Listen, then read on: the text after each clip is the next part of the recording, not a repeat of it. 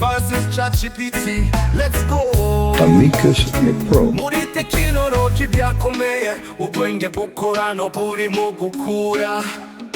Deepseek iraje nyisha mu kibuga, irwanira umwanya. ChatGPT nayo itsinda hari. Ninde uzatsinda, ninde uzanesha? Uwihuta cyane cyangwa umva neza? Intambara y'ubwenge sibota, ni algorithm sikwe z'ubuhanga.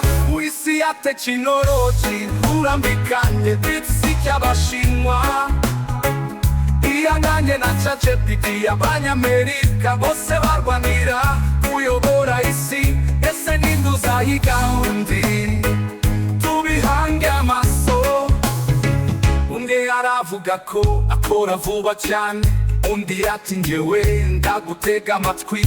Ibibazo byose turabibazwa tukabisubiza, ninde utanga igisubizo gicukumbuye mu isi ya tekinoloji urambikanye? Deepseek y'Abashinwa ihanganye na ChatGPT y'Abanyamerika. Bose barwanira kuyobora isi, ese ninde uzahiga undi?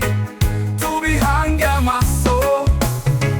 Komeza ugire ubwenge, ntugatinye guhitamo.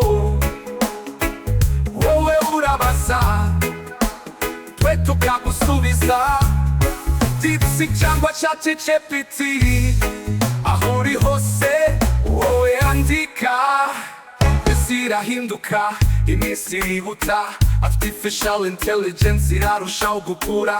Deepseek na ChatGPT bararushanwa, ariko wowe ni wowe uhisemo. Mu isi ya tekinoloji urambikanye, Deepseek y'Abashinwa ihanganye na ChatGPT y'Abanyamerika. Bose barwanira kuyobora isi, ese ninde uzahiga undi? Tubihange amaso. Ariko biravugwa ko Deepseek itagiganira kuri politiki. ChatGPT arishyuza, ariko Deepseek ni ubuntu buri. Deepseek cyangwa ChatGPT, amahitamo ni ayawe.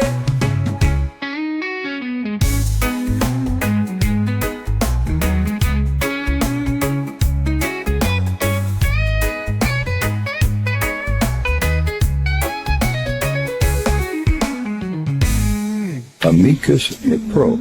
Subscribe.